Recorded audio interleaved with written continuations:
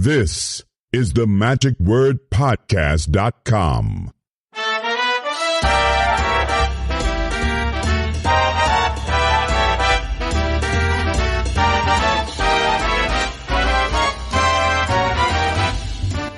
Good morning. It is day 3 of the Magic Texas Convention, and it has continued to be just an amazing event. And I know many of you have been following this over the last few days with bated breath and waiting to hear what Mark D'Souza has to say as we start to deconstruct some of the acts and the events that have happened. And so it's a good way to start off day 3 by kind of having a recap of what we had yesterday afternoon since we had last talked and last evening's show, et cetera, right now. So I got with me again Mark D'Souza. Hey, everybody. Good morning, Scotty. Good to see you, man. Good to see you, man. We had a great show last night, but before we get to that, we left off after we were talking about the competition, the close-up competition. Close-up competition. Today we're going to have a stage competition a little bit later, so we're going to have to talk about that, I guess, tomorrow or sometime. Exactly. But the rest of the day yesterday, there were 2 lectures, the first actual lectures, because everything else were kind of like talks, but these were the big lectures in the big room. First one was Artem Shukin. Fabulous lecture. I had seen it last year. I had him at MAS. What a great lecture. Absolutely phenomenal. He performs a few things, in his inimitable style and talks about those. But then he talks about the process of creating an act and what goes into creating an act. And he had a fantastic PowerPoint presentation with some great video, along with that. But what a great lecture. And he had a couple of things that he sells, his card shooter and his gravity ball. Oh, that's right. And this new reel, which he had shown me, and I was just clamoring for one of those. Oh my gosh, just fabulous. It's an electric reel, or it's an electric reel, and his work with it is very, very different. And it's it will prove to be a great adjunct for people who do that kind of stuff. So that was pretty cool. He was followed by Adrian Vega, who did his great show the night before. And some of the material in the show was in the lecture, and he taught that great card in the bottle, sign card in the bottle, along with his opener, which is with the silk in the fingers, and MJ's in the background having a good time. There's Alex Ramon. Hey, man. Alex Ramon and MJ. Yeah, I can hear your dog. I didn't know you were here. Having a good time, getting MJ ready. Anyway, so great material. He had the card in the bottle. He had the opening with the silk over the fingers, and that fabulous card revelation. Lots of other stuff. Great material. And then we had the big show, which was at University of Texas at Arlington. Beautiful auditorium. White party. Exactly, the red and white party, because they had red and white wine. One of the members down here has a winery, and another one is a distributor, and they were serving for free. Right. Free. Lots of wine. I particularly like the Zinfandel, and I like the Cabernet. Yeah, I'm not a big Cabernet. I know life is a Cabernet, but I'm not a big Cabernet guy. But I did like the Zin, and the white. White was good. The white was very refreshing. Exactly. Beautiful summer wine. Yeah.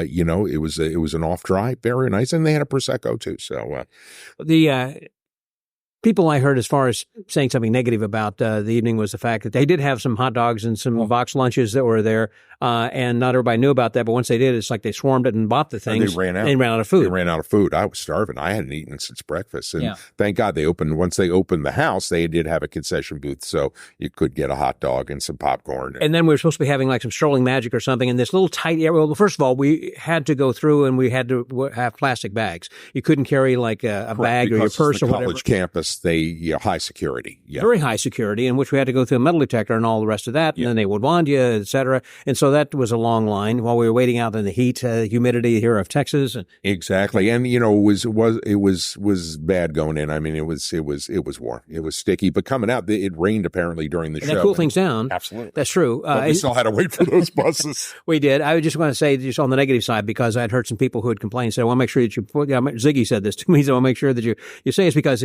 he felt like, oh my gosh, we're so close over here, or this is really going to be a spreader and a petri dish here for COVID. And it's like, well, yes or no. I mean, all conventions, we get together and we're close in proximity. And so Yeah, I think the bigger issue, I mean, you expect that with the buses. You know, you expect there to be lag in those buses, but they had us crammed into that lobby for over an hour with nothing going on. Now, I heard somebody said, oh, there was somebody doing close-up over there. It was not well organized. No. And, I think they could have done a better job with that. But once they opened the house, beautiful theater, wasn't it? Absolutely beautiful, and seating everybody, and it was interesting. And I'll say, I heard complaints about this too, that we did get tickets, but then they said, well, ignore the numbers on the tickets. It's all open seating, all general admission seating. So I'm okay with that. But I mean, me too. I fly Southwest. Yeah. But having said that, we had B.J. Mallon, who was the MC, who was the only American on the whole ticket all night. Exactly, and the only trick he did was his yoga exercise. You know, that typical crossing the hands, turning the hands over thing. Yeah. But other than that, it was all poetry, all poems that he had written, and very humorous, very, very nice. And he kept the show moving. He just kept that show moving. And it was the International Gala Show. And we had 4 Japanese acts, all of whom performed at the Abbott's Get Together last year, and they liked them so much that they said, let's just book these guys for Magic Texas, which is a great deal. But the opening act was a French act, a guy named Adrian Quillen, I believe it's pronounced Quillen. I had not seen this act. It's a bar theme act. You didn't go to Blackpool this year, though, did you? I did not. That's where I saw him. Yeah. Super high energy act. Oh my gosh. Great opening. Energy. Perfect. But I will say, I don't know where this guy works, but wherever he works, they've got to have 2 shop vacs. There is so much glitter, and this glitter was hanging in the air for the next 3 acts. It was like a unicorn exploded or something. Oh my God. Unbelievable, beautiful, colorful, but holy cow, what a freaking mess. I'm anxious. He's staying on the same floor where I am, and I ran into him last night after midnight, and I said, hey, I want to chat with you. Yeah. As he introduced himself to me, he said, did you enjoy the show? And I didn't recognize him, from the distance I was with the hat and the outfit he had on. Yeah. And I was telling him, and I said, especially the guy who opened the juggler. So that was me. So it was great. You can't quite call him a juggler, but he had a lot of that flair bartending stuff. If you've seen Tom Cruise in Cocktail, it's that kind of a thing. Well, that's what they call it, flair. It's flair bartending. Oh, is that what they call it? Oh, yeah, it's called flair. Okay, I'm sorry. Yeah, and there was a whole art form, and it was a big thing for a long time. But he's one of the few guys that actually has adapted magic to that, and there was a lot of magic. Oh, there was. Fabulous stuff, and great things. Using those shakers like his cups and balls. Yeah, with lemons. Holy cow. It was just surprise after surprise. Yeah. Absolutely beautiful. He was followed by Shoma from Japan, not Shoma from Budapest, but Shoma, Syouma. Yeah. Japanese performer who's a dealer who markets stuff, but this was, a nice silk themed act with productions of bird cages. And then he had this great illusion at the end. Oh, and he does his Rubik's Cube stuff. And he's got some great Rubik's Cube stuff, but then he had the curtains open. There's a giant Rubik's Cube, which he takes apart and shows it, puts it back together, magically solves this giant Rubik's Cube, and then a girl comes out. It was a great illusion, great idea. I had not seen it before. Very creative. Yeah. I'm guessing somebody's going to buy that off him so he doesn't have to take it back to Japan. I bet you're right. If I wasn't flying, it would be no. He was followed by Yu Kamihara, who I'd seen before. This is the Red Cup solo act. Which is great for a college campus, but what a clever young man. And it's a combination of ball manipulation and tricks with solo cups, red solo cups, and very original. Again, great energy to this act, but his finish, this production of just huge amounts of cups in his arms. It's just every time he turned around, he have another armful of cups. Yeah, and we're talking like 24 cups. Oh. Yeah, it's just really cool act. Followed by Shinpei Katsuragawa, or just Shinpei, Shinpei is one of our buddies from Fectors. Shinpei does some of the most beautiful card magic ever. In classic style, with classic music, it was very beautiful. Exactly. He is a classical pianist. That was his background. Okay. Yeah. But he actually has produced a book called La Campanella, which is the last piece that he does in his act.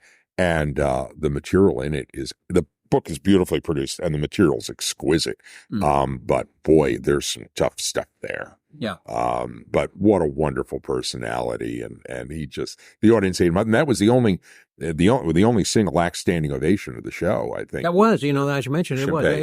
Yeah. He was followed by a young man named Wessie, who I hadn't seen before. This is an act that certainly struck a chord for me, if you excuse the expression, because it was a rock themed act. It was a guitar. Yeah, kind of Tina Leonard beginning, kind of a yeah. He was a janitor, and he sees a poster for a rock show, and he starts treating his broom like a guitar, and he starts producing giant guitar picks like you produce cards, and costume change, and it was just a fun act. It was very fun. Yeah, I had a great time watching that. And the show was closed by Greg Fruin and Alexandra. Man, when you own your own big theater in Niagara Falls, you're going to get good. And he was good before he ever bought that theater. And Greg brought the big toys. He produced did a number of illusions. Alexandra did her version of the duct tape trick. That she did on on Fool-Us, and she fooled Penn and Teller with it, and she fooled me with it.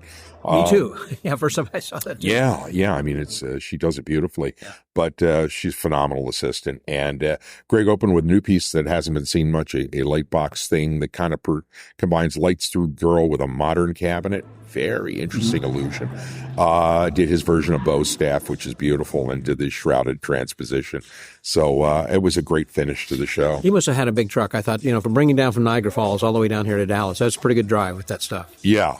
And, that's why you pay the big money for the big toys. It was a nice way to close the show because it was traditional closing with an illusion show. Absolutely. And, as Gay Blackstone spoke yesterday during her talk, we need more illusionists. We don't have a lot of illusions. Everybody wants to walk around with a deck of cards, and it's, that's, I won't say a dying art, but boy, we don't have the number of illusionists we used to because, the costs of number one, fabricating and purchasing the illusions, but moreover, places to do them. And, it takes to do a big illusion show, you need a big theater. So, and then if we got back then last evening, we went straight in to see Lost in the Shuffle, which was the movie by Sean Farquhar and John Onright, which I had seen already because I was one of the Kickstarter contributors. So I got to see it, and we're showing it next weekend at our MAS convention in Cherry Hill, New Jersey.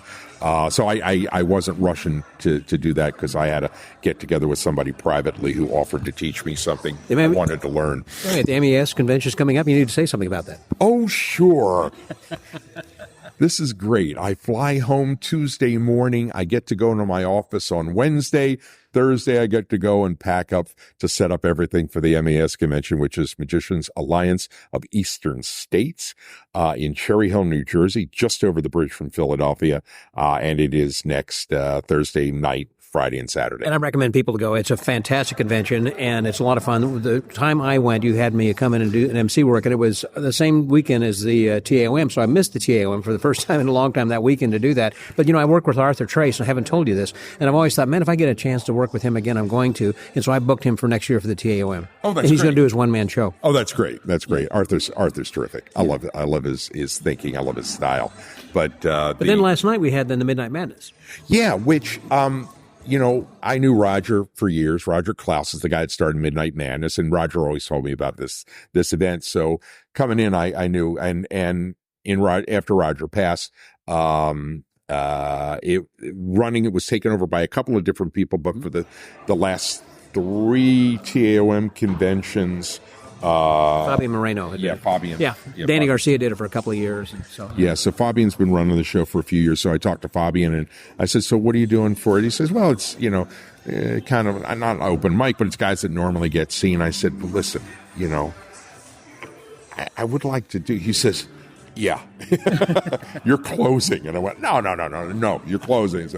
So, it's performers that I get, they're all local guys here. And I got to see some new faces, and boy, it was just a fun show. It was just a wonderful evening. And I guess, we had it it was a little over an hour, and everybody got up and did 3-5 minutes. and there were some great performers on it. And well, that was the way that Roger had originally envisioned this, or produced it, I should say, in which he would kind of say, "Hey, Scott, I want you to do this trick. I've seen because we've been sessioning. These are the guys who've been sessioning with Roger, and he's seen you do such and such, or you're a friend of his, and he'll say, I want you to, come and do that trick. It's not like I don't want you to do a show, don't do a whole act. I want you to do a trick, a pet effect that you're good at." Yeah, and that's exactly what it was. And Fabian had I guess he what's the word he used? Curated. He curated the show. He curated the show. So it was really a lot of fun. It was a lot of fun. And then this morning, after we had a short nap, we had the morning. Well, first of all, we had the gospel services. I think at 7:00, Gospel Magic, and then at 8:00 was the board meeting for the TAOM. General meeting, not a board meeting, but general meeting, followed by 8:30, in which we had the combination of the Royal Order of Willard, which are those who have 25 years or more of service, membership, or of attendance, I should say, at the convention, and then the life members of SAM. So it was a joint thing. We probably had about 75 people or so at the breakfast. And we had, as our speaker then this morning, Greg Wilson. And of course, Nani Darnell was there, along with Mike Wilson, his brother, and Mike's couple of children. It was just really nice. And he had the little memento he gave everyone, which was an early picture of Mark and Nani that she had signed for everybody. So he played the bingo, and of course, at the bingo game, everybody wins. So yeah, that's right. Oh, that's wonderful. And so that was a lot of fun. And then we, after that, came down and enjoyed another great lecture. Well, before that, there were two more talks, and I did one of the talks. They asked me to talk on competition, and opposite me was Rodney James Piper, who talked about magic venues, which Rodney is the owning majordomo of the House of Illusion in Salou, Spain, which is a great magic facility. I didn't know he was in charge of that. Yeah, it's his. And I was really ticked because I really wanted to see that talk. And Rodney said, well, I want to see your talk. So he said, well, maybe we'll each do half a talk. We ended up not doing it. But I spoke in competition. I figured, I have a half a dozen people. The room was pretty much filled. I probably had like 70 people there. There's a lot of interest in that, what you're doing. Yeah. I was talking to Eric Tate yesterday as far as he was involved. The magic mentorship. Yep. Yeah. This is a whole new initiative we've started to try to help American. Really give a support system to the American competitors, help them improve their work, and provide not only mentorship and coaching, but also consultants to work with them on various aspects, like music and lighting and sound and things like that. So we're getting that kicked off this year to help those competitors. And it's all of the FISM NA organizations each have a representative to the board. It's a separate organization, though. It is actually a legal LLC. So, right. We're trying to get 501c3 charitable foundation designation so that people will be able to contribute to the cause tax-free, and help the American competitors and help them build a real team. We're really trying to take the Olympics approach to this. I like that. And then we had Eric Chen. Eric Chen. Wow, what a great lecture that was. Holy cow. Yeah, I learned some stuff. I was thinking this is going to be impossible. And he was showing some, not just black art stuff, but coin work and card work. And it was within the abilities, I should say, of I think most everybody. A little bit of practice. A lot of practice. Or a lot of practice, yeah. And Eric taught the stuff really well. He's a wonderful presenter. Yeah. And so far today, we're about to go into the Shoma's lecture. So maybe he'll teach us some of the stuff he did. And then followed by the stage contest. Right. The FISM NA. So we'll be having to make copious notes over there. Oh, yeah. We're going to be reviewing all that. And then we've got the banquet and the... before that, we're going to be having then a panel discussion. This is going to be hosted by Stan Allen. We're going to talk about exposure in magic and not being a jerk on the internet. And I'm on the panel. Oh, so it's talking about exposure in magic. Okay, because I heard don't be a jerk on the internet. Yeah. And I'm trying to minimize exposure part of it because I've been taking enough heat on this. I can't imagine why. Yeah, that should be an interesting panel discussion. I'll have to pop in for that. I want to keep this positive. Yes, be positive. Be positive. Leading up to to this presentation, those of us who are on the panel, Stan's been talking with us about how we're going to be making this happen, what we need to be talking about. And anyhow, it's going to be interesting. I think it'll be fun. Well, we'll talk about it in the aftermath. Talk about the be positive. That's a funny joke. You want to say that? I don't remember the whole setup of the thing, but the punchline was used continuously. Something about a guy who, a guy went to the hospital. Guy went to the hospital. He was giving a horrible diagnosis. Had to get a full blood transfusion, and his wife said, "Oh, he's just has this uplifting attitude to this." And the guys in the background, because they're trying to blood type, and he's screaming, "Be positive, be positive." Because they were giving him the wrong kind of wrong blood. The wrong blood to begin with. Right. And so he was trying to correct him, and he said, even when he was going down, that's right. Be positive, be positive. So with the Magic Word Podcast, that's Mark D'Souza. More from you later, man. This is Scotty out.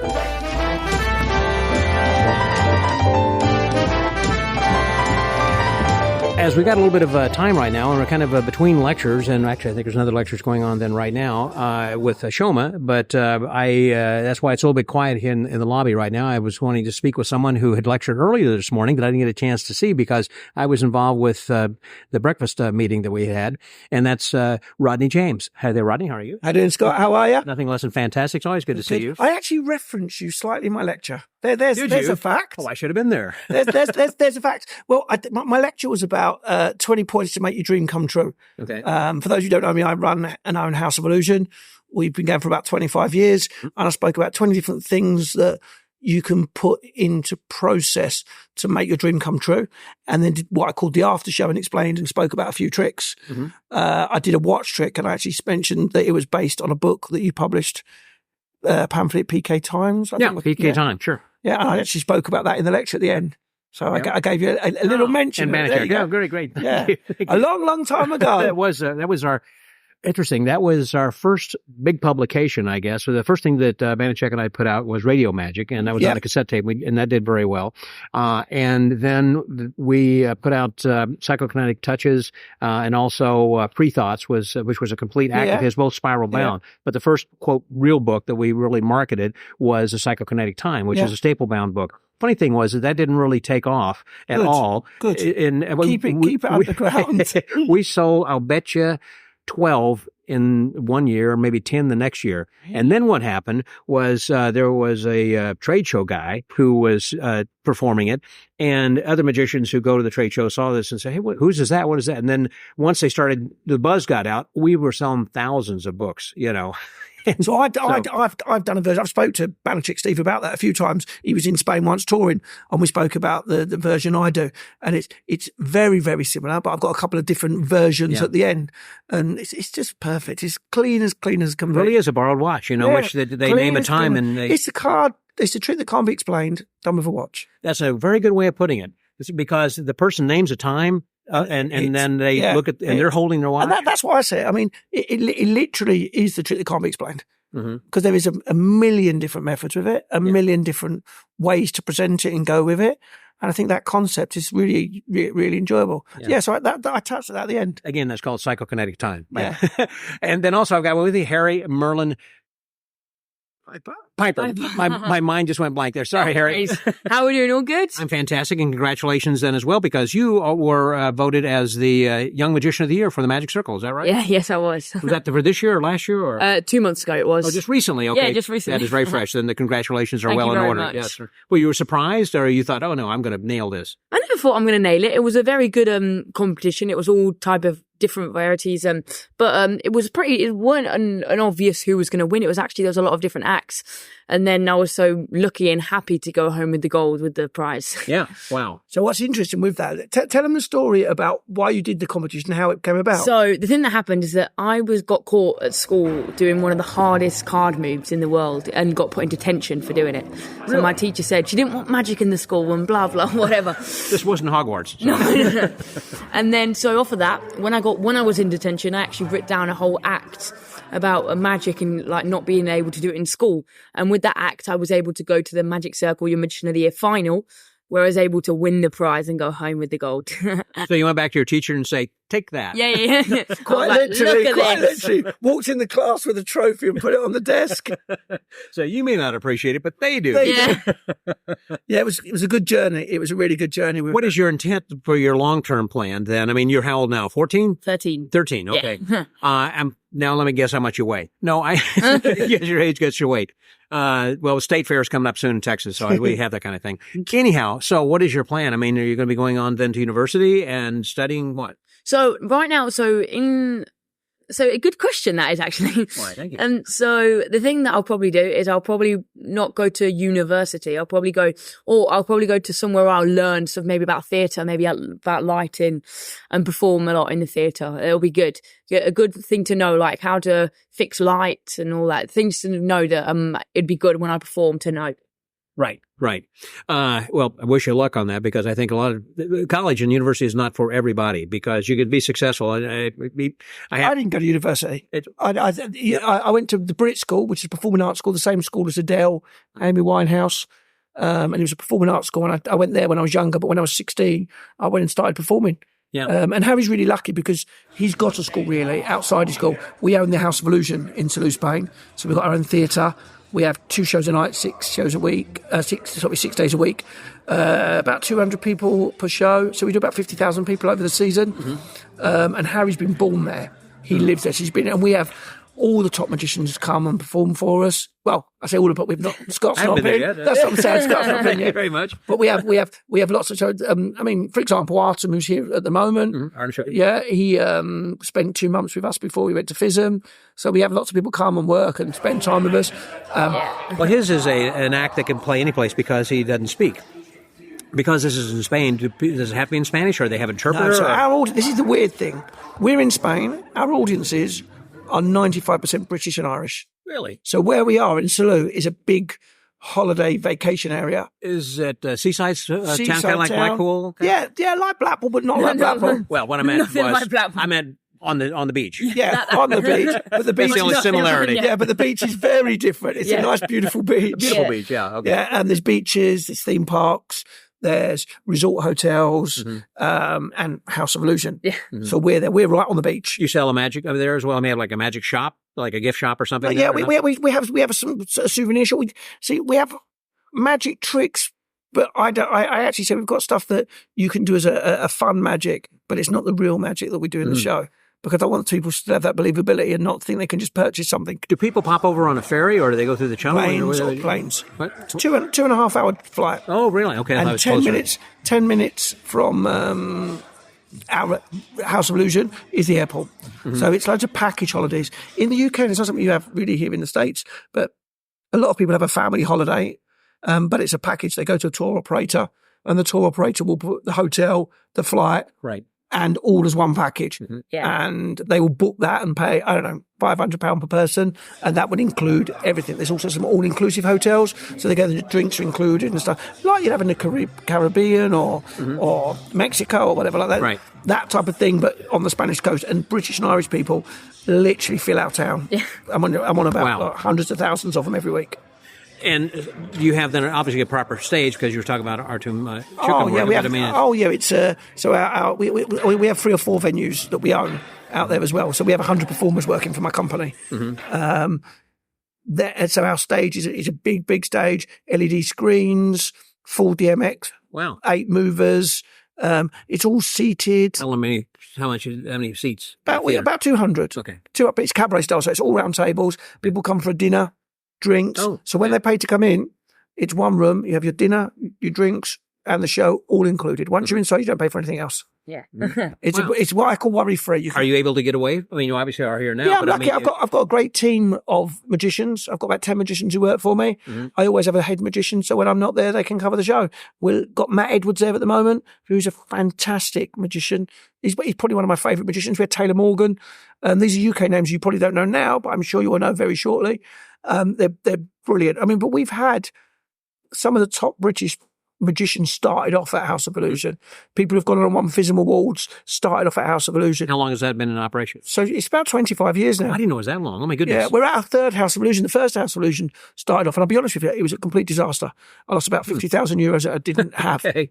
Only 35 seats. And what the issue we had was, and it was only when I realised, the word magic in the marketing.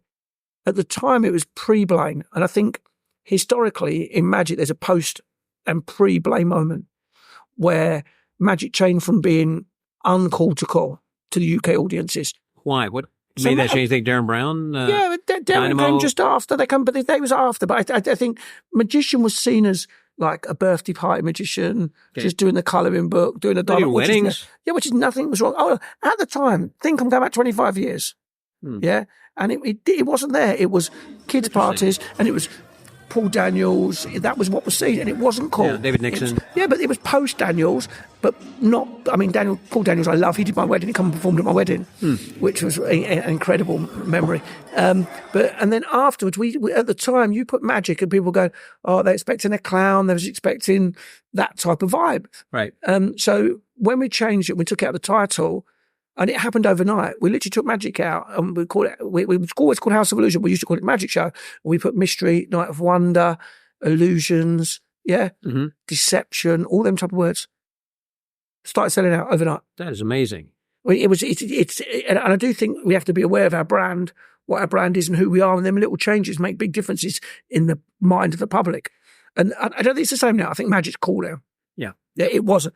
What is it, or who is it you think that changed the minds? I mean, we could point here in the U.S. to Doug Henning.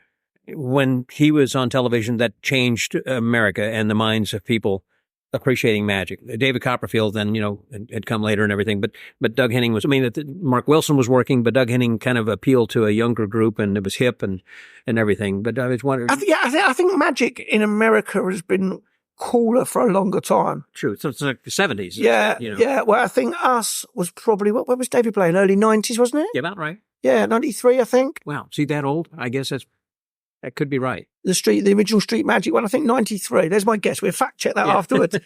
I think that was a real pivotal moment. I mean, the Blaine Show was on TV. It wasn't just Blaine, but afterwards, and it was made in the UK too. Darren Brown. Yeah. But I think it made a big mind change. Then you had Darren Brown, so all of that mind control became very big. Of course, Copperfield was on. I'm Copperfield's number one fan. Yeah. And it was on as specials on Christmas and stuff like that, the Copperfield specials, which were good. But it was still seen, when we tried to sell our show, it was still seen as not cool. And then, now magic is more popular than ever. Every wedding in the UK has a magician. Right. In Spain, magic is seen differently. It's very different how you travel. Magic in Spain is seen very, very different. Tamer is God. Is God. His school is amazing. The Escuela that he teaches, and the brand of Juan Tamariz, from the standpoint of the frenetic energy that Spanish card magicians come in. But there's a new movement there as well now. There's like the hippie movement. You've got Mario Lopez and Juan Carlos and all that. That's the new sort of generation. You've got one's group with Danny, and then you've got the hippie. Everyone still bows down to the temple of Senor Tamariz, who is something very special. So if people want to find out more information, they're going to be traveling over there. What's the website, or how can they get more? If you go to houseofillusion.com, you can find out, or check us out on Instagram, House of Illusion Salou, or the Harry Merlin Piper or Rodney James Piper.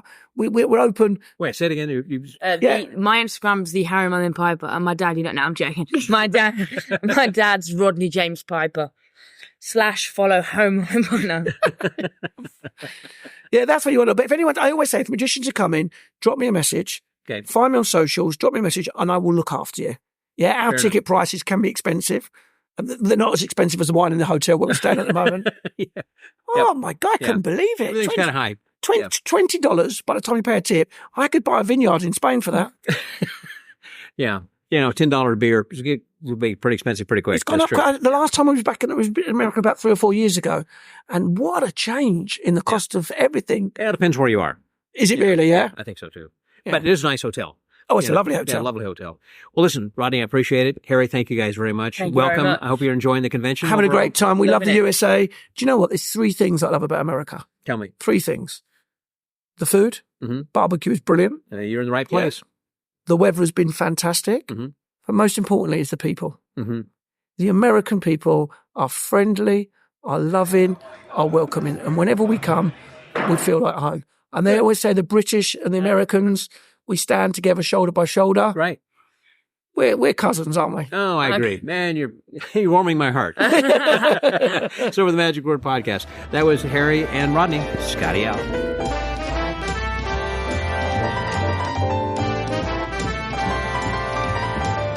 I ran into someone last evening, thanks to her son, who had said, "Hey, you need to talk to my mom." And I thought, well, sure I do. And the reason is because she was the past editor of Magic Manuscript, which was one of the Tannins, and she was formerly married then to Tony Spina, and it's Jennifer Webb. Hey there, Jennifer. How are you? Hey there. So glad that you're here. Have you been to the TOM or to the SAM convention here before? I have not, and this is incredibly fun. So why did you decide to come to this one?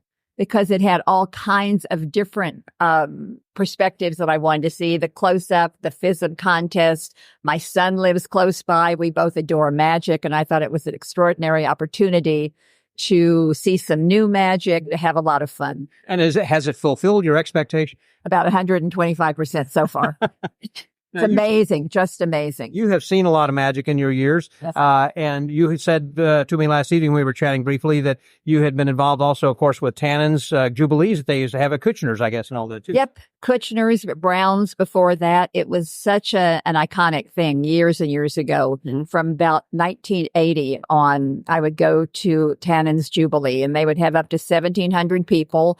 David Copperfield had a whole evening show there once. Tony once said that he was the only magician that he would give a whole evening show to. Wow. Loads of fun, incredible close-up. I had the privilege to watch so many people. Slidini, many, many years ago. Frank Garcia. Michael, help me out. There were so many incredible. Harry Lorraine. Yeah, And Harry Sid Lorraine. Harry, yeah. You know, I was very fortunate to be around all kinds of amazing magicians. I didn't even know it at the time. At the time, until later, you kind of look back and you look at the volume of people and who they were, you know. Yeah, such talent. You had a lot of those, I'm sure, in the magazine as well, who you had featured in the Magic Manuscript that ran for how many years? I don't know. I should know, but I don't know.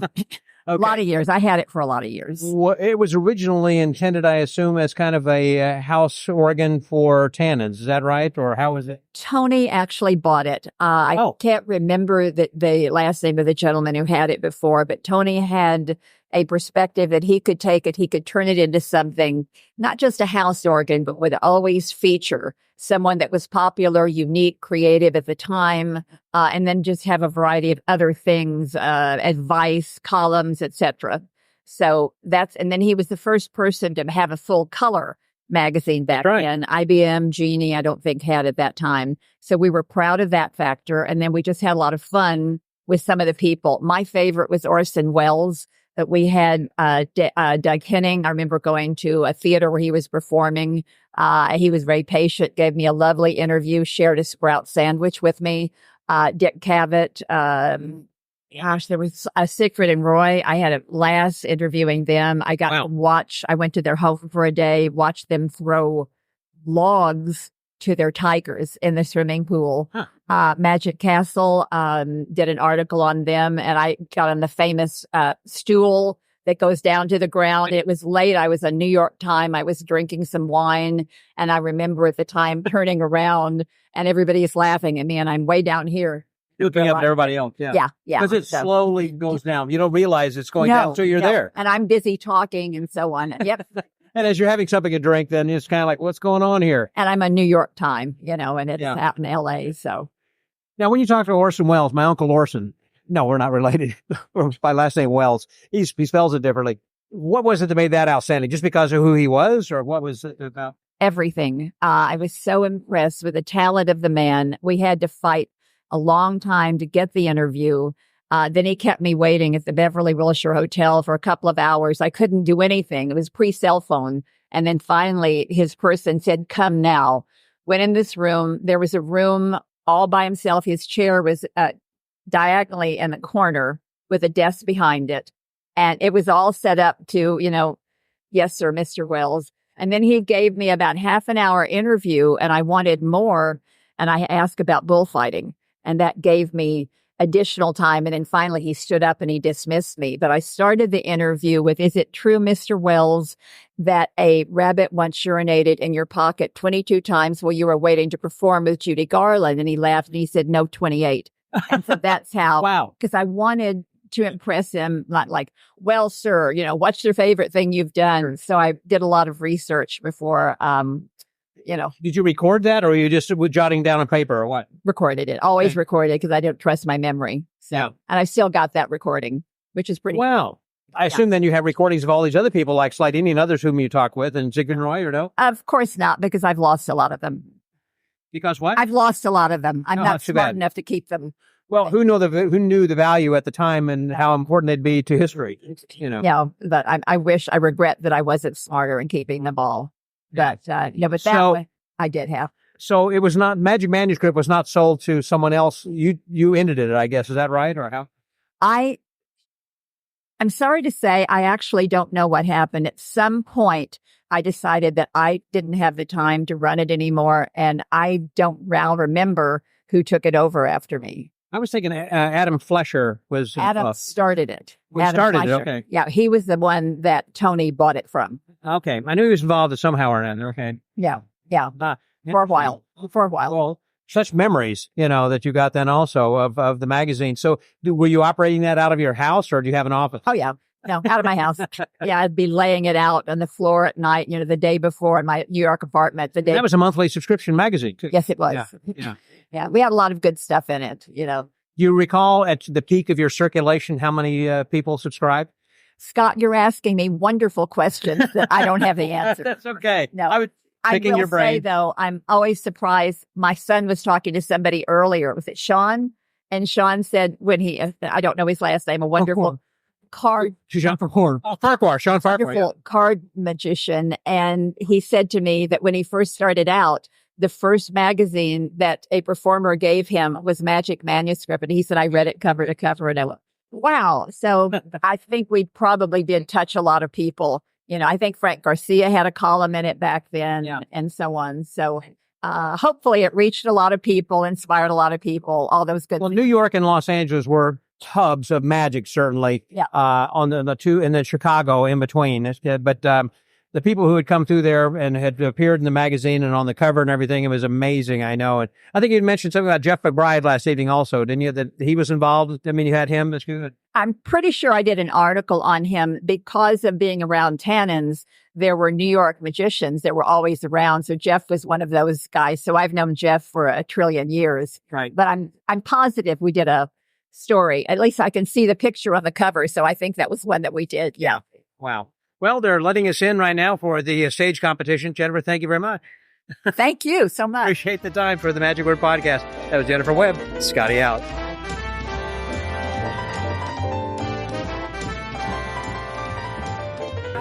One of the performers for last evening's show that everyone was talking about was a highlight who had gotten a standing ovation is Champagne. I've got it with me now. Hi, Champagne. Hello. How are you enjoying Magic Texas? I'm so happy because it's, first of all, city. I love city. Yes. This city so much. Have you tried the barbecue? Yes, of course. Of And you course. like it? And then nachos, of course. And what? Nachos. The nachos. Of yes. course, yeah. And also today, Yes. I finally got Texas steak.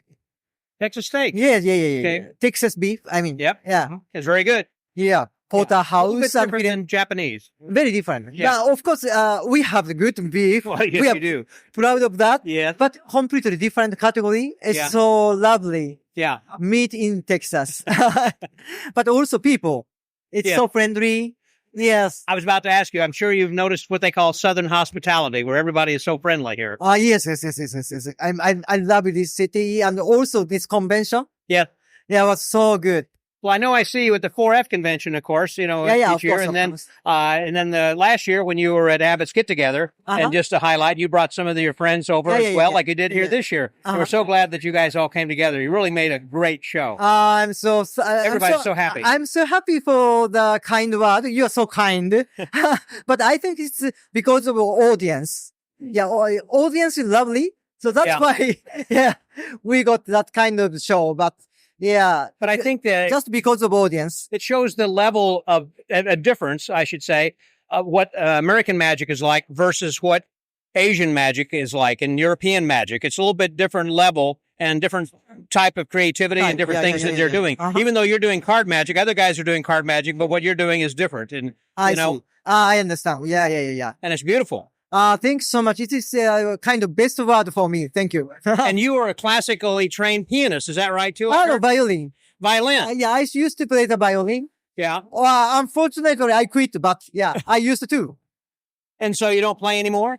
Unfortunately, Did you play in the symphony or just for yourself? I used to with performance. You mean? Played like in the Philharmonic or the symphony or Yes. Chamber orchestra, not full orchestra, but like 10 strings or like 5 strings. Yeah, I do Okay. that kind of show. Okay. Yes. And not so much anymore, though. Not so much anymore that you don't perform. You mean I play or perform with them? What do you mean? I mean the violin. Do you? I don't play the violin so much. Just secretly. Okay.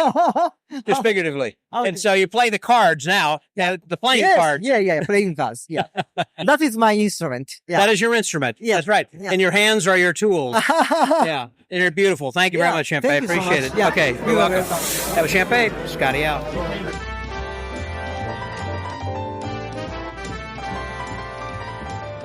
We are on the bus and getting ready to head to the evening show, and we just finished the evening dinner that was pretty darn good, actually, and then it was entertained by Gustavo Rayleigh, and he was outstanding. And we had just 600 people or so, I think, in there. Yeah. And it was an exchange of power also from one president to the next for both the TAOM and the SAM, plus some other awards and things that were given away. It was just a very fun and social evening with lots of photos, lots of smiles. And I'm here right now then with who was a guest of the, says this is not an IBM convention. Seems like everybody else is here. And here he is. This is Michael Dunnigan, who is the current president, international president of the IBM. Hey, Michael. Hey, Scott, how are you? I'm fantastic. So good to talk with you. Last time we talked, I think we were promoting the convention in Tacoma. Convention. We were doing a 30-second spot, and I think I talked for 3.5 minutes. But it was very good, very engaging. So tell me how the convention went in Tacoma. For Tacoma? It was a great experience. I've heard nothing but good reports on it. Really? Yeah. Well, I'm always happy to hear that. Yeah. And neither have I, but people don't complain to me. Well, or maybe they complain should, more. I don't know. More. No, you're right. No, you know what? It really was a fantastic convention. We were excited about having it at Tacoma because it's the first time we've been on the West Coast in quite a few years. Yeah. But, there's some trepidation in that, too. It's a long way away for a large percentage of the population that tends to the IBM population that tends to come to our conventions. It was a good haul, but the people we picked up from the West Coast, from Canada, from that whole geographic region were just so excited to be there at an event that so often they don't get to go to. So it was a lot of fun. It really was. That's probably pretty true because I know that the IBM will move from different parts of the country, from east to west to central to south to north. And so that way, not everybody who can travel outside their region, it gives an opportunity to have some people who have never been to a convention to give them an idea saying, oh, this is pretty good. I'm going to travel next year to wherever it's going to to be. Well, we certainly hope so. And so next year is going to be in Houston, which will be pretty centrally located. It's an international city. I think it's the number 3, third largest city in the country. And one of, if not the, certainly again in the top 3 convention cities in the country, right? Yeah. And so, as president, what are some of your initiatives? What are you hoping to accomplish this year? All right, it's going to be another one of those 30-minute answers. So, we got a little ride here. Yeah, that's right. We've got some fun. I'm really excited about this year. One of the great things about, and we're not the only ones that do it, but one of the nice things about the way our approach to leadership and within the organization works is it's called moving up the chairs. Yes. So typically someone who's been a member at large or a part of an executive committee sort of situation will start stepping up to a greater office and then to the next office and the other. And so the IBM president really by bylaw can only serve one term, which is really challenging. It is. You nearly need to have 2 terms, in my opinion, at least. No, not at all. No 2 terms. Okay. It is 1 term and 1 term. I know it is, but I'm saying I think it should be longer because you're just getting into it and you're getting the hang of it and you know what to do and how to get it done. And that is absolutely the truth, particularly. That's why we have 4 years for our president. That's right. That's right. And probably not a conversation to get into. Yeah. No, but you're right. There's logic on both sides of the coin. On the one hand, it means that there is constant turnover, new blood, that's true. New ideas. That's a good thing. People coming in with different perspectives and different concepts of where the IBM needs to go. The flip side is can, if you're not careful, create a lot of one and done scenarios. That's true. And a president, and that's happened. It has happened, and that's counterproductive to progress. They just disappear. Yeah. Well, and not only do they disappear, but unfortunately, so often their initiatives do as well. They go with them. Yes, absolutely. Okay. Or if not during the same meeting, sometime soon thereafter. Yeah. So what I have really focused on this year, and what I think will be, which is not unusual, it's the way I think it used to be, is to make sure we use our chair system and make sure that we use our leadership group as a well-oiled, group that communicates with each other effectively and are all working towards the same goals and end results. We have a strategic plan in place that I developed with the officers, and then the administration that I knew would be part of my group started working with them almost a year ago on building that out, so that when the ascension did happen, when I did take the chain from Chuck and become president, it wasn't my first day on the job, so to speak. My first official day, yes, but we had been beginning the process of working towards the main goals and objectives we put in place in the plan over the prior 3 months. So that by the time we officially kicked off my presidential year, we already have had a handful of initiatives that are close to fruition or have already come to fruition, including today's announcement that we'll be hosting the FISM 2027 North American Championships as their partner in that. So to me, the key is you can't start the day you start. Because if you do, you're going to have 3 months of figuring out what it is you need to do. That's a waste of time. 6 months of being able to get something done, and 3 months of being a lame duck. Yeah. So it's got to be a cohesive approach, not just my initiatives, but the entire board of directors and board's initiatives. So you can pass it on from one to the next. So that the next group comes in, and there will be tweaks as there should be. There'll be some evolution in thinking because there'll be some new challenges that we'll need to face.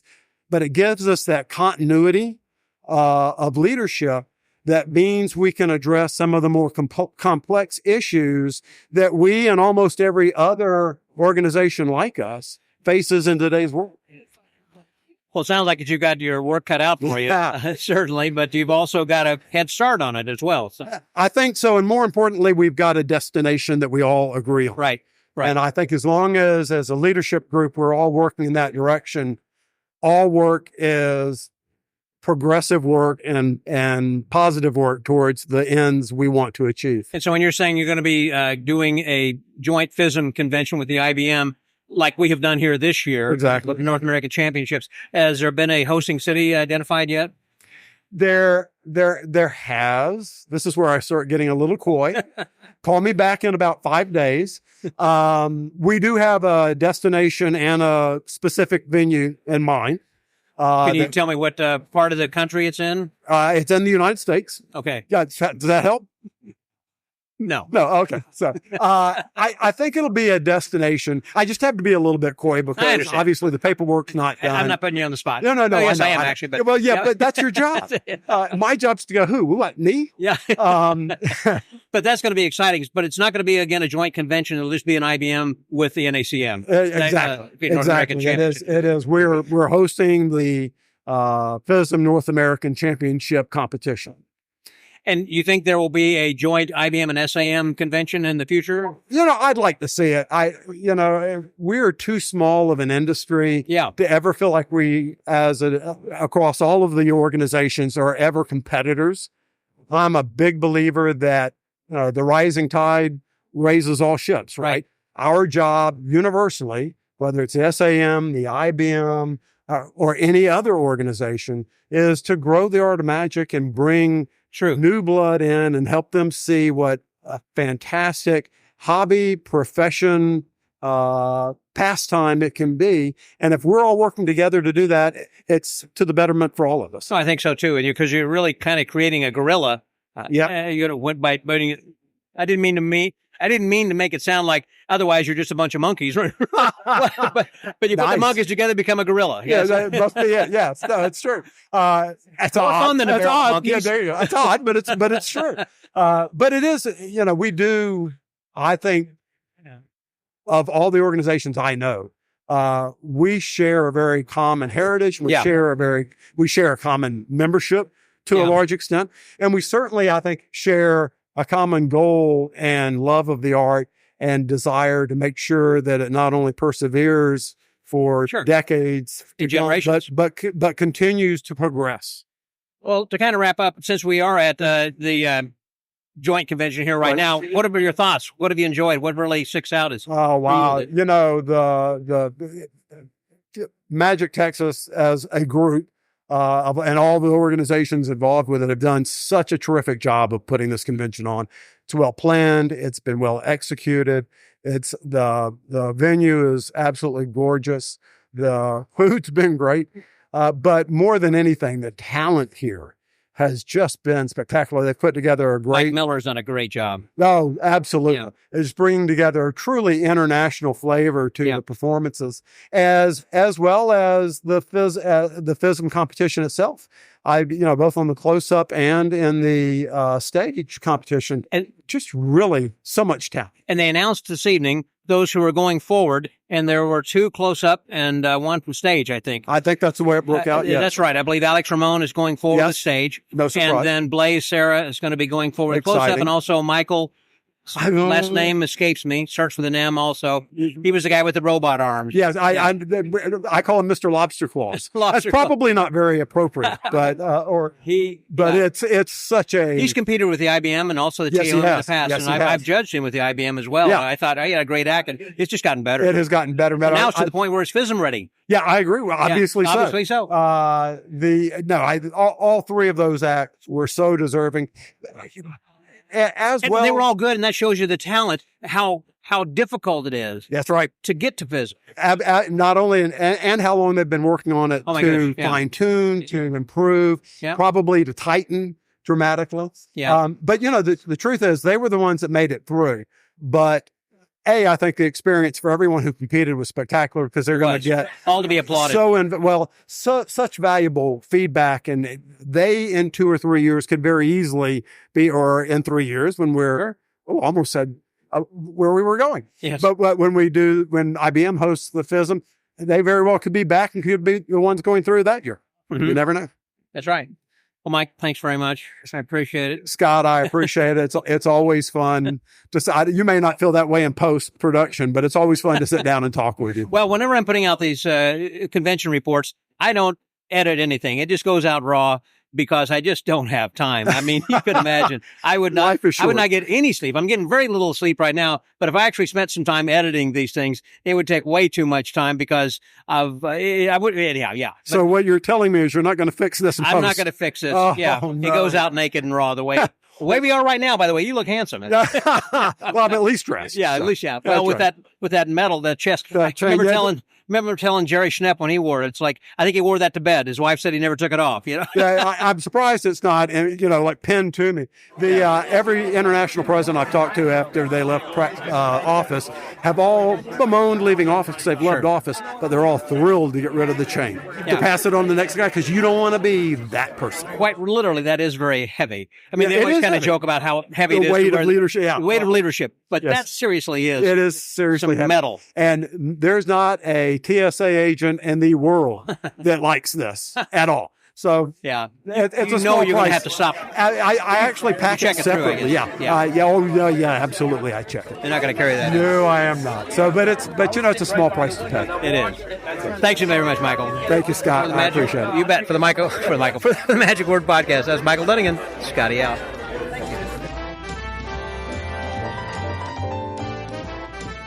Lastly, you can hear the music playing in the background. We are now at the theater. We've entered, and it's actually 8 o'clock, which is showtime. But because the dinner went on a little bit long, the buses were running, waiting for us to get out because we weren't finished eating. and they had a show as well by Gustav Rayleigh, which was very entertaining and a lot of fun. And so now I'm in the theater sitting with John Arnoy, who is a producer of Lost in the Shuffle. We had a chance to watch that last evening, and he's kind of been on the road showing that to Magic Conventions. Hello, John. Good to see you. Good to see you again. Actually, meeting you in person for the first time. That's right. We've talked on the phone a time or two and tried to get together for a podcast when you were soliciting funds and under the crowdfunding and everything you were going. That worked out. Worked out fantastic. Yeah. That's right. Hold on.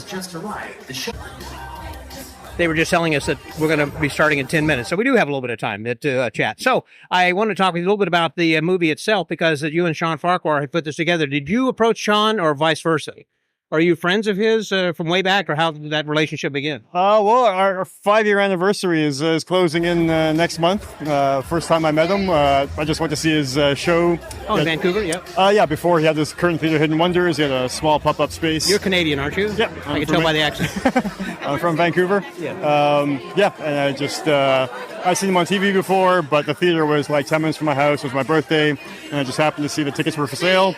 And I went and had a great time, and just sent them an email after and said, that was super cool. Can I buy you a beer? I promise not to ask you how you do anything. Right. And he's a very friendly and approachable guy. And so that led to hanging out a few times. And then one day he pulled out his computer and showed me this PowerPoint that he put together, what the court card conspiracy, as he called it.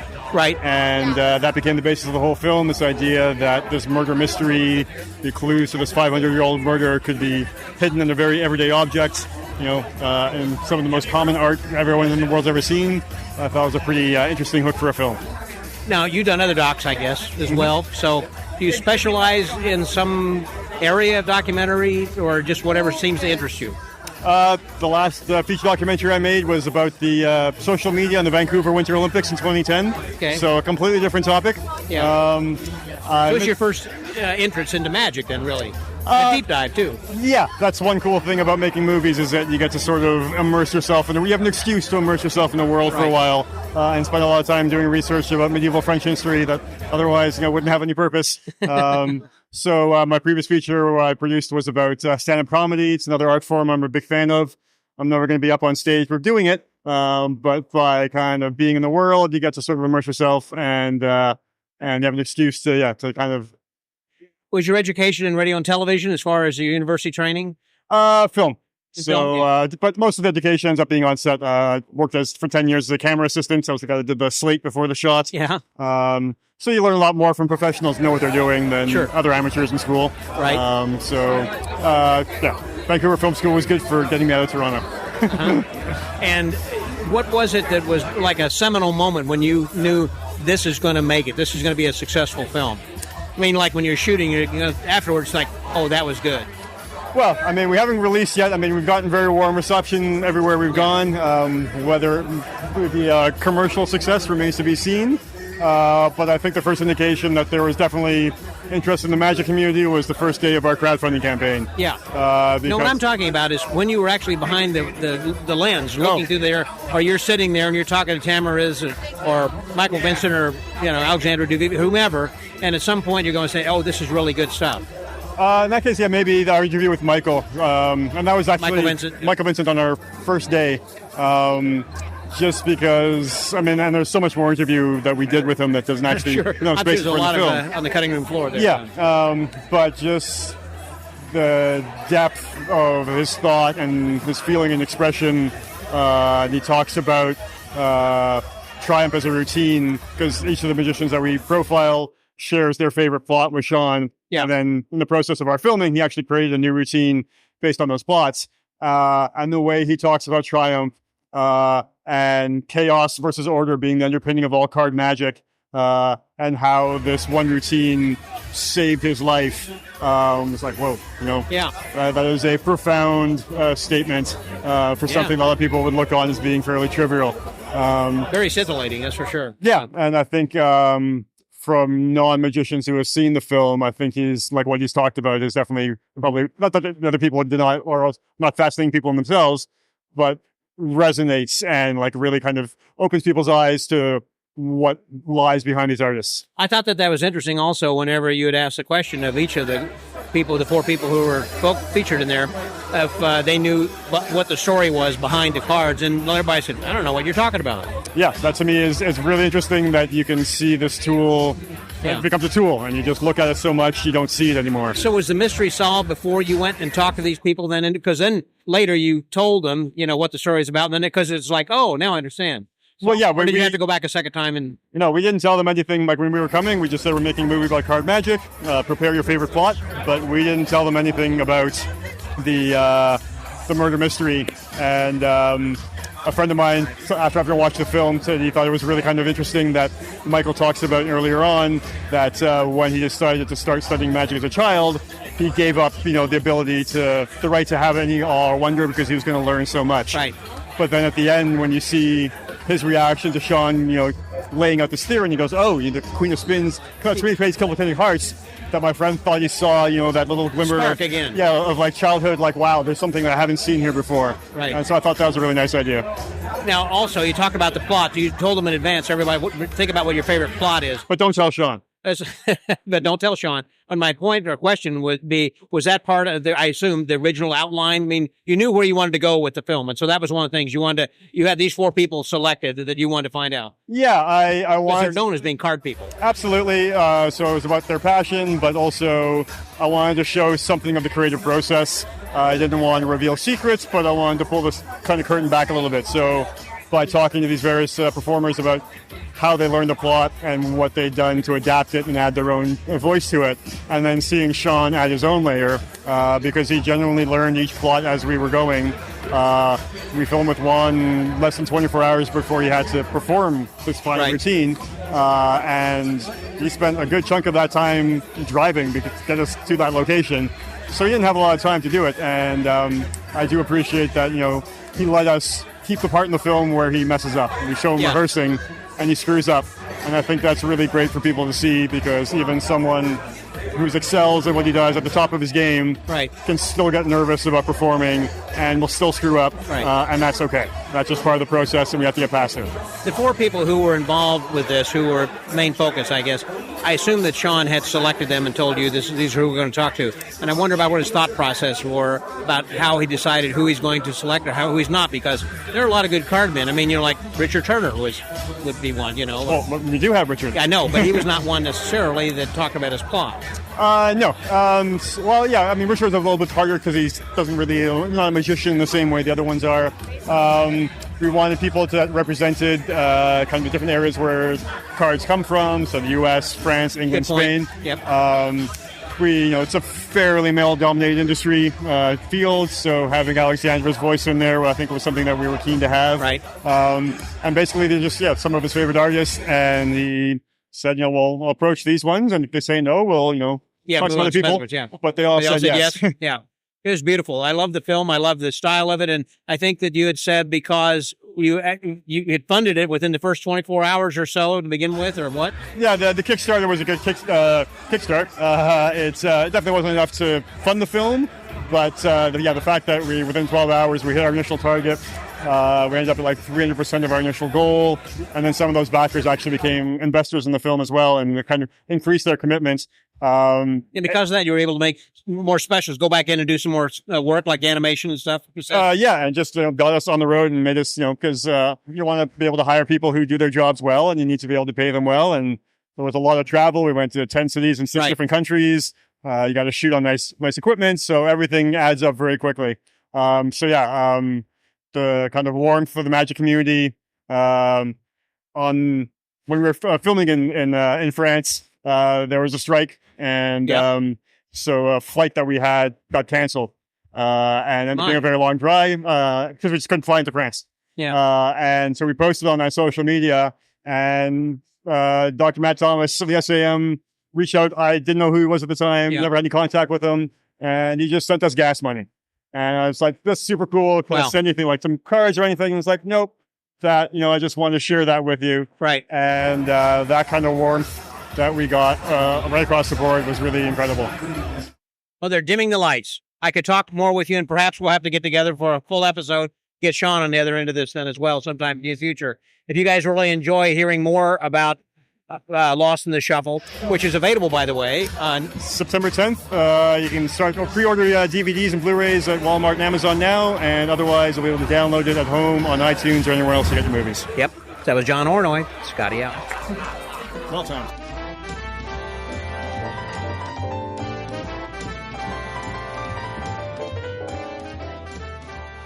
We just finished the evening show, which was fantastic, and we'll talk about that in more detail later as we start to get together later with Mark D'Souza tomorrow. But looks like it's raining right now. Holy cow, who was expecting rain? Well, anyhow, one of the people last night, just stand over here for just a minute, who was one of the performers, actually started the show off, is Adrian Kill. He's with me now. Hey, Adrian. Yes. It's good to see you here. Yeah, thank you. It was a wonderful show tonight. I was happy to be on stage as well yesterday. Yes. And for the first time in USA, it's a pleasure to be with you guys. And now you're from what country then? France. From France. Yes. Okay. And when you perform in France, where do you perform typically? I mean, in yeah, the act that you saw yesterday is my competition act. So I do in France gala all over France. We have a lot of town that creates gala show and festival. So yes, that's where you're going to see me there. But what I do most is I do cocktail. Yeah. Serve cocktail while doing magic in all type of events. That's what I was going to ask you. That it looked like the kind of thing you were doing as far as juggling and doing the things with the cocktail shakers and everything like that. Were you a mixologist to begin with, and a bartender, or is that just something that you learned? All my life that I work as a waiter, as a bartender. I did French gastronomic school when I was 20. Yes. Then one day I started to mix magic and catering. I create my own small restaurant in my garage where I was doing everything. I was doing the magic waiter, the magic sommelier, the magic bartender. Yes. And I create a routine that you saw yesterday. Right. I've been to a club and it told me there was a competition act. I didn't know about all this world of magic, Right. I was 25 when I understand the world that we've been living in. Right. Fees and international competition. We had a French team of magic. I didn't know about it. It's crazy. And so did you talk with some other French people like Norbert Ferré and others who would encourage you then? I meet the French team of magic and I start working with them. And in a couple of years, I become French champion of magic. Yeah. And I never had a contract as a magician before. So it was quite funny, So you competed in FISM? I did physics 2018 in Korea. Mm-hmm. In Power Magic. I didn't do well, but with this particular act, with the same yes, but act? it's keep evolving, changing. I work all the time and trying to improve, find new effects. Then I come back to Spain 2021 and I made third prize General Magic. So that was good. Right. Well, I saw you in Blackpool earlier this year, and so that was fantastic. And then for them to, Mike Miller, to have contacted you and brought you back in for this. Yeah, thanks to him. Thanks to all the organization, because we're having a wonderful time here. I was about to ask you, so what have you seen or done here? You mean like the barbecue or tried some of the food? Or on Friday, we've been to the baseball match. Oh, you went to the baseball game? Yeah, exactly. Did you go with Artem Shukin? I saw Artem at the game last night. Okay. We meet some people at the swimming pool and say, you have to go. Is the Rangers? They're world champion. World champion. That's right. So it was your opportunity. So it's right across the street. Exactly, how handy is that? We find some cheap tickets. And I never saw a baseball match before. So first time in my life. Wow. So it was a blast. We've been eating some ribs as well, and I wanted to try the Mechanic Rodeo, but they didn't let me because I didn't have my passports. You wanted to try the what again? The Mechanic Bull. Oh, mechanical bull. Yeah. Okay. You have to have a passport or something. They ask you. You didn't have it with you. They ask you your ID. I see. Yeah. Because of insurance purposes. Yeah, exactly. They make you sign everything. That would have been so fun, I'm sure. Well, that's like a once in a lifetime opportunity for you, right here in Texas. You're probably not going to have a chance to get back from time to time. Maybe one day we'll see. I hope that we get to see you then back again. Yeah. Then, because you've been doing this act for just a short time, and so you got some opportunity then to again. Yeah, no, for sure. It was the first step in the United States. I hope it would be more. Right. I hope to see, because I don't know. I did an exchange student when I was a kid in Cleveland, Ohio, Cleveland. This is where I learned English. So USA is in my heart, kind of. Right. Have you done any television over in France? Yeah, I did French Got Talent 2022. Okay. I got to the semifinal. That's pretty good. Yeah. Fun and doing what I love, meaning bartending and magic stuff. Right. Right. Pretty good. I know that the bartenders have contests in which they have, right? True. There is. Have you ever entered in any of that? I've never been to a mixology contest That's or what I mean. flair tending. The flair, that's right. No, I used to do busking in the streets, and I travel all over the world with juggling and magic skill. Yes. And but I never did actually like a flair competition. Maybe one day. Someday. Like just adding a bit of magic at the right time could be game changer. We know. Yep. Who knows? Well, what about the Moulin Rouge? Have you tried to get into work there, or? Yeah. Normally, like the act that you saw yesterday, you saw it in Blackpool. I love to do it with fire. Yes. And I know Moulin Rouge have a strict policy about fire and true. Confetti because, they have a lot of girl dancing there. Right. Yep. So any powder or confetti on the ground, The it's Crazy not Horse, allowed. the same thing with the Crazy exactly. Horse. So there is other opportunity.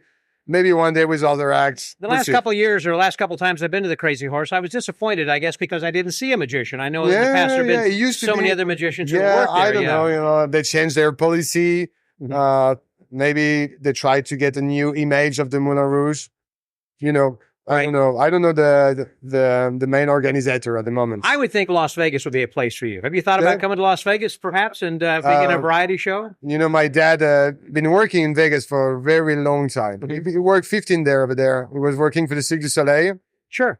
So I've been a couple of times. Your dad was in the Cirque du Soleil? He was a diver instructor for the O and the Rev show. Yep. So wow. Yeah. That's impressive. Yeah. So you've been over to Vegas then with him? No, all over, but a couple of times, 10, 17, 21. Yeah. It was a lot of fun. Now, how old are you now? I'm 30. I'm going to be 36. Am I 36? Still pretty young. No. Yeah, since time. Got a long life yet to go. I'll be happy to attend to the Magic Vegas, the live. Magic Live, is that? Magic Live? Yeah. That's right. That'd be a great place for you. Would be a dream to come back to Vegas with my talent after so many years because I was 10 and my dad took me to Lance Burton at the Monte Carlo, Siegfried and Roy, the Blumen Show. But those were a few years back. She was like, it's 25 years ago. Yeah, 25 years ago. Things have changed. Yeah, I know. So I have to go back and see. But they still love magic. There are a lot of magicians. Yeah, I know. I was happy to see Mac King at Blackpool. Yep. That was really good. Oh, he was really good there as well. Yeah. Well, Stan Allen's here at this convention then also, and that he's gotten to see you. So maybe that. I never met the guy, so maybe. Well, it's an opportunity too. If I happen to see you both in the same room and we still got another day to go, I'll be sure to introduce you. Thank you so much. So maybe something might work out because I'd like to. I would love for him to introduce you then also to the rest of the people there. We have like 1,600 people who register for that convention. It's a fun convention. Then Vegas is a fun town to be. I hope so. I know about it. I've been there. That's right. But I'm more a show guy than a gambler guy. Right. Well, same with me. I'm not so much gambling. I go there for the shows as well. Adrian, thanks very much. It was a real pleasure to meet you. Really. Chat with you. Thank you. I hope to see you again. We will for the Magic Word Podcast. That was Adrian Kill. Scotty out.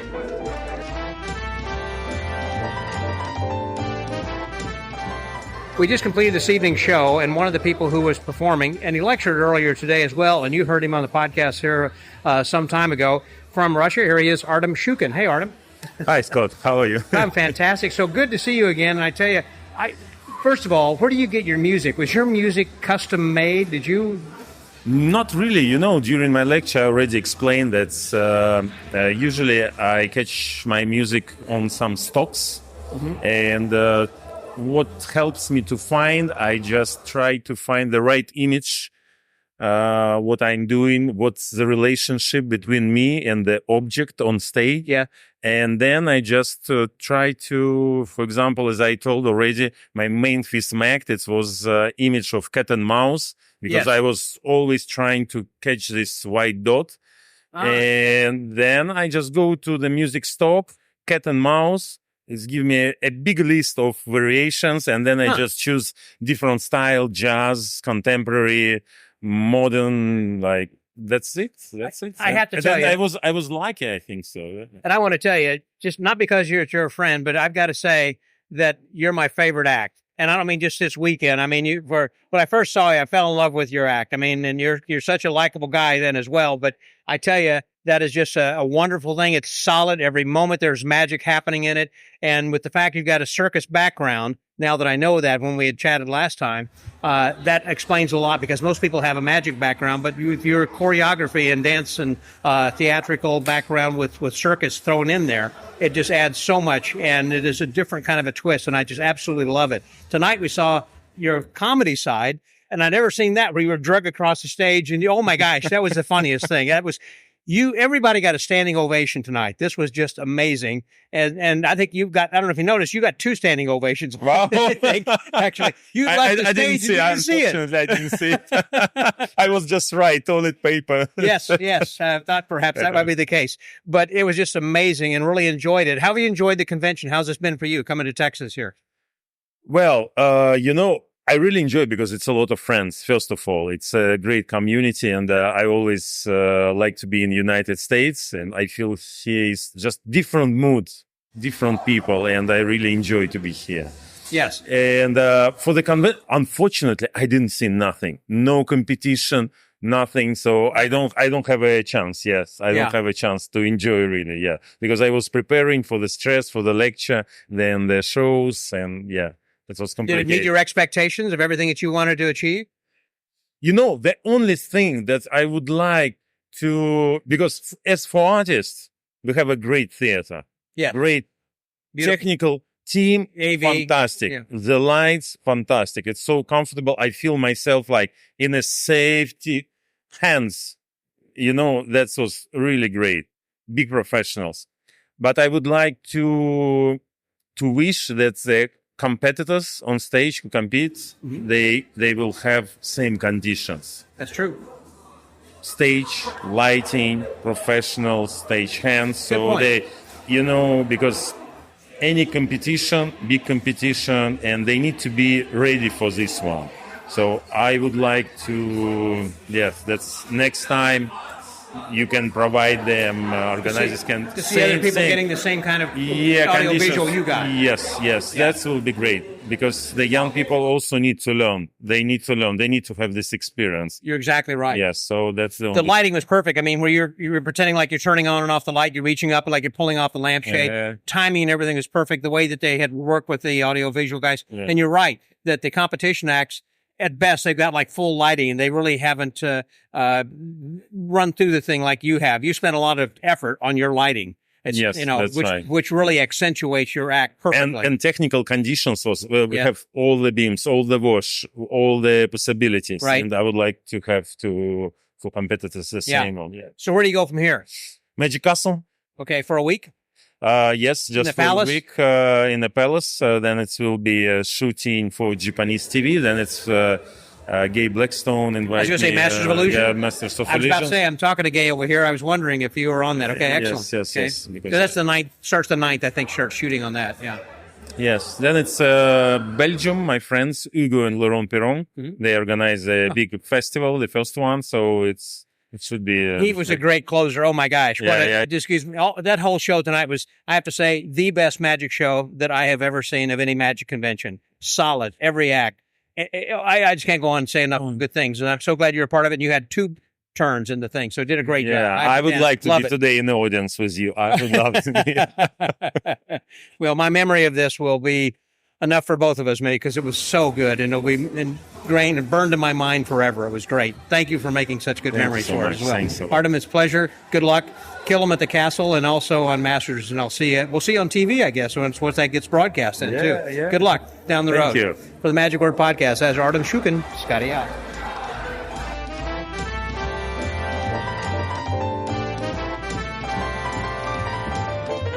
Well, we're just kind of hanging out still after the show, and tomorrow, again, we'll talk with Mark D'Souza and kind of do a recap of everything that had happened with the show.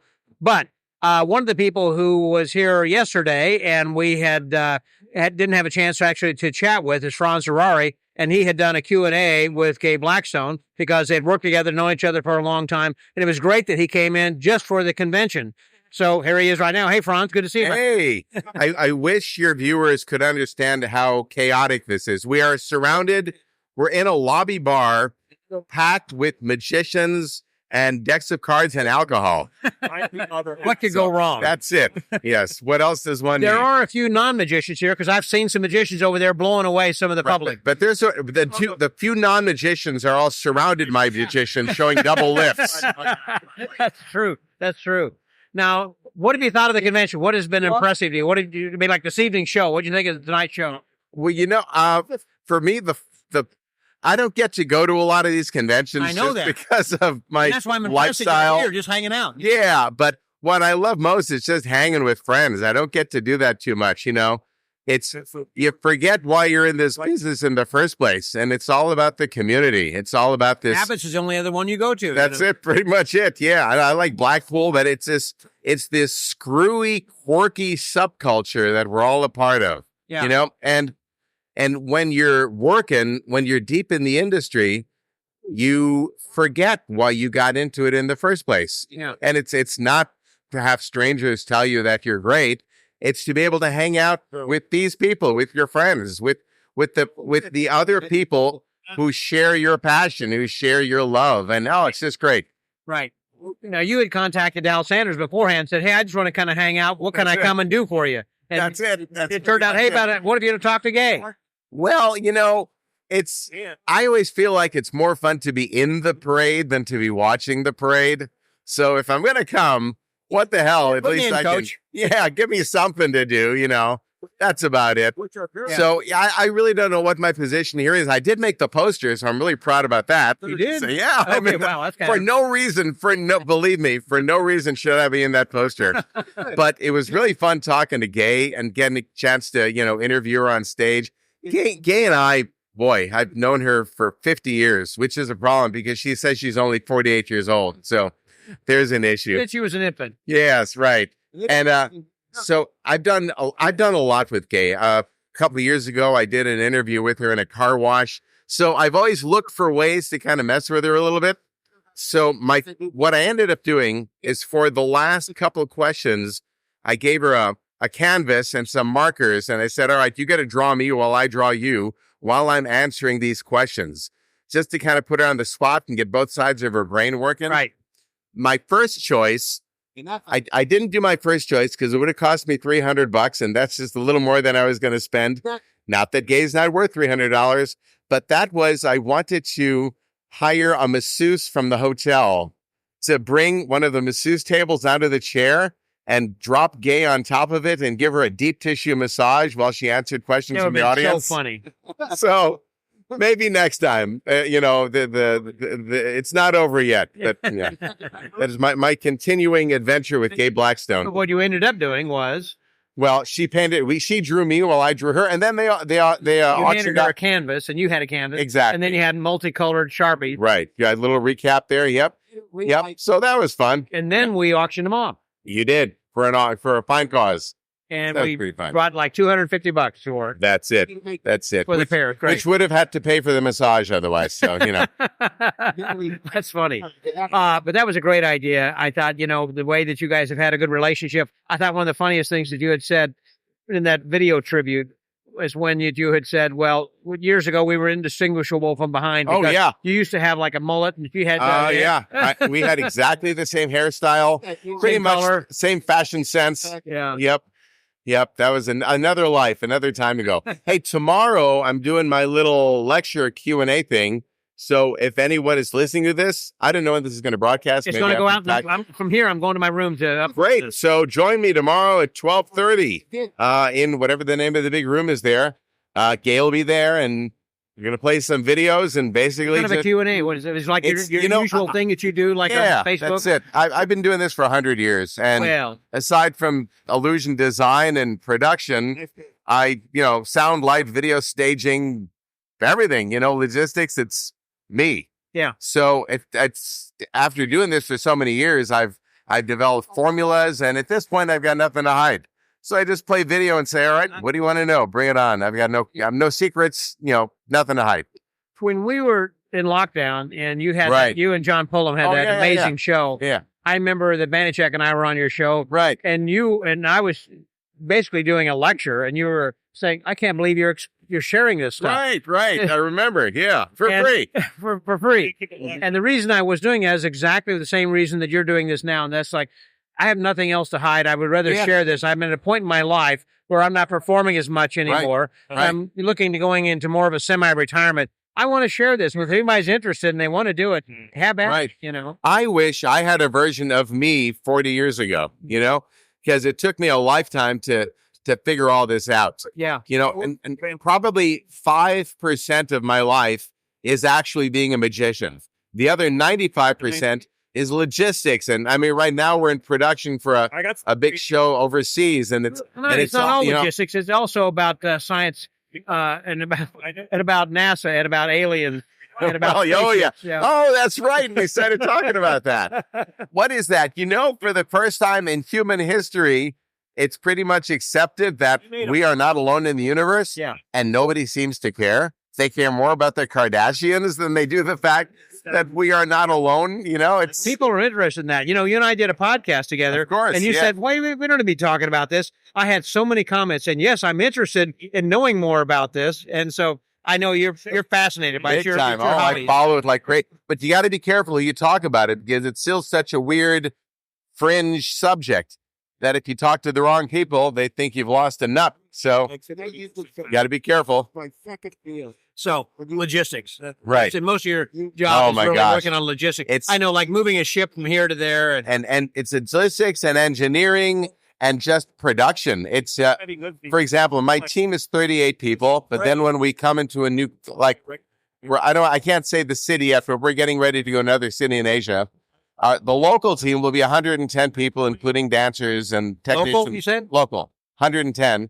So it's getting those people, the 110 local people, to work with my team of 38 people and come together as a single cohesive team. It's really like being a jazz band or being a basketball team, because everybody's got to work in sync and understand how everyone else thinks to create this single clockwork machine. But I know and that project can be daunting. So that's what they're in the middle of right now. So this is sort of my last chance to kind of play around and just be a Goonie magician.